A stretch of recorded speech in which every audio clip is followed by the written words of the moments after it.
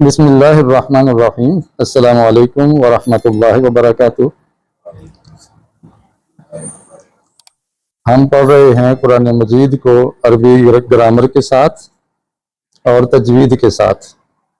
आज हमारी आयत है सूरह बकरा की। सबसे पहले आप मेरे साथ इसकी मश्क कर लें, उसके बाद हम उसकी तजवीद करेंगे कि इस मश्क में हमने तजवीद के किन कवायद का ख्याल रखा है। अऊज़ु बिल्लाहि मिनश्शैतानिर्रजीम। बिस्मिल्लाहिर्रहमानिर्रहीम। इन्नल्लज़ीना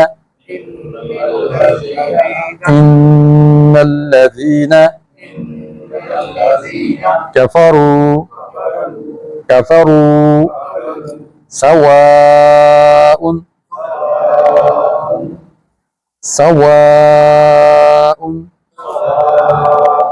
अलैहिम अअंज़रतहुम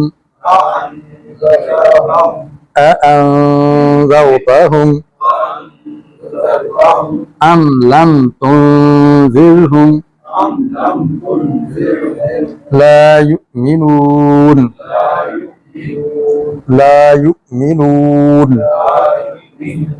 जब नू कहना है तो सारी आवाज मुंह से अदा होगी। हमने यहां भी आवाज लंबी की है, लेकिन ये नाक से आवाज लंबी हुई है। नाक से आवाज लंबी हो तो इसको गुन्ना कहते हैं, और ये उस वक्त होता है कि जब नून पर शद हो, मीम पर शद हो या नून पे शद हो, तो नाक से आवाज लंबी होकर निकलती है। इन्ना इन्ना, ठीक है। अब इन्ना आवाज लंबी नहीं करेंगे, ये समझ करके जबर के बाद अलिफ है नहीं। जब आगे शद आ गई है तो शद की वजह से पिछली मद खत्म हो जाती है। शद आ जाए, जज्म आ जाए तो पिछली मद खत्म हो जाती है। इन्नल्लज़ीना, इस लाम को हमने बारीक रखा है। सिर्फ एक ही लाम मोटी होती है, वो लफ्ज़ अल्लाह की लाम है। वो भी उस वक्त जब उससे पीछे जेर ना हो। कफरू, अब यहां ना रू को मद क्यों किया, ये याद रखें। पेश के बाद वाव जज़म, यही कहना है। ये नहीं कहना रा के बाद वाव जज़म वाली आ गई। पर मुख्तसर कायदा है, पेश के बाद वाव जज़म वाली या वाव जज़म वाली से पहले पेश, ये एक फार्मूला है। सवाउन,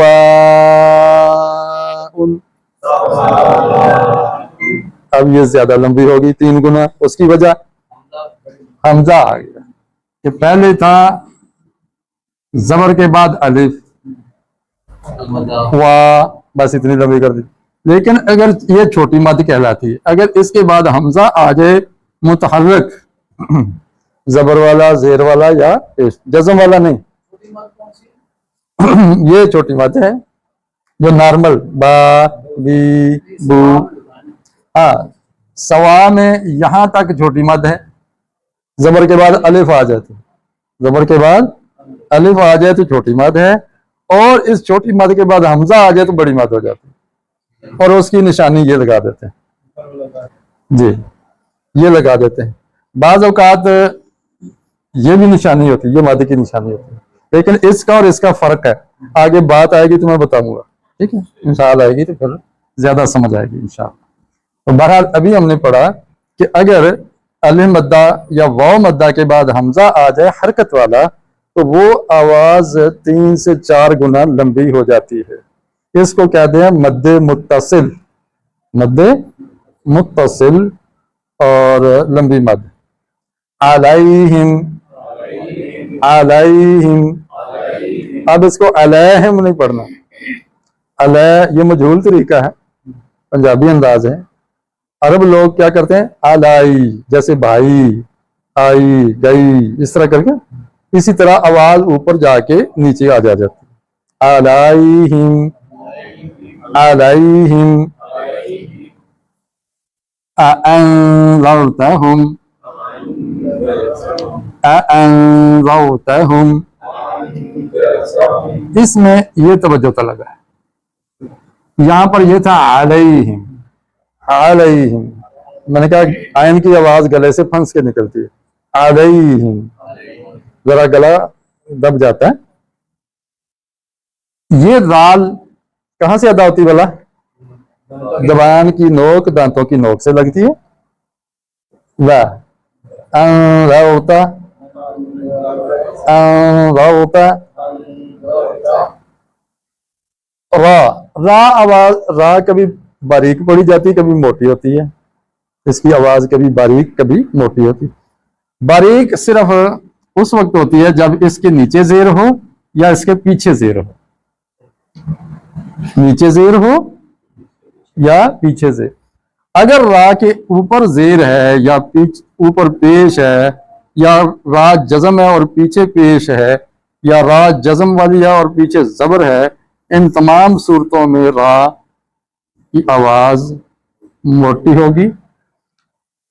गोया ज्यादा सूरतें ऐसी हैं जिसमें आवाज मोटी होती है और कम सूरतें ऐसी हैं जिसमें आवाज बारीक होती है। वो क्या है कि रा के नीचे जेर हो या रा के पीछे जेर हो। ठीक हो गया?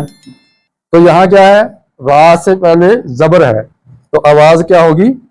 मोटी होगी। ज़रता, ज़रता नहीं कहना, ज़ौतहुम, ज़ौ वो ज़ौतहुम, हाँ ज़ौतहुम अअनज़रतहुम अम लम तुनज़िरहुम। लो जी, दूसरी मिसाल भी आ गई, यानी रा के पीछे जेर आ गई, तो रा के पीछे जेर आ जाए तो अब बारीक होगी। तुनज़िरहुम, ज़िर वो ज़िर ज़िर वो वो ज़िर वो, फर्क है ना, ये फर्क करना है। ना करेंगे तो गुनाह नहीं है, ये लहन खफी एक छोटी गलती है, खूबसूरती के से मनाफी है, वगरना इससे माने में कोई तब्दीली नहीं है। हाँ, अगर दाल को जन्नाटेदार कर देते हैं माने में तब्दीली आ जाएगी। आयन को आप हमजा बना देते हैं, आ यानी आ को आ पढ़ देते हैं, माना तब्दील हो जाएगा। ये लहन जली से को कहते हैं, यानी बड़ी गलती, उससे गुनाह होता है अगर गफलत की जाए तो। हाँ, अगर नहीं आता वो अलग बात है, बंदा कोशिश करता रहे, बस ये है। अब यहां पे एक गलती करते हैं, अम लम तुनज़िरहुम, अम लम, गुन्ना नहीं करना, आवाज नाक से लंबी नहीं होगी। अम लम, बस अम लम तुनज़िरहुम। लंबी कब होगी? जब मीम पर शद आएगी। एक और सूरत है, वो आगे आएगी तो मैं बताऊंगा। फिलहाल ये है कि अगर मीम पर जज्म है तो उसको लंबा नहीं करेंगे। हाँ, अगर मीम जज्म वाली के बाद बा आ जाए तो फिर लंबी होगी। जैसे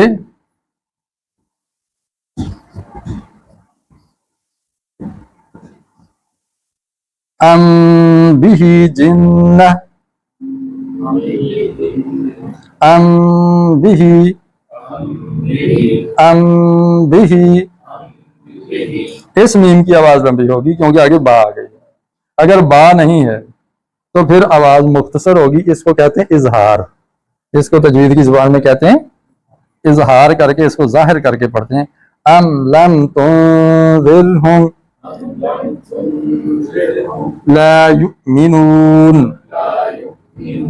अगर इसको युमिनून पढ़ दें तब भी ठीक है, झटका दें, आमतौर पे तो झटका ही है कुरान के अंदर। अगर इसको आप प्लेन पढ़ जाते हैं युमिनून तो तब भी ठीक है, गलती नहीं होती।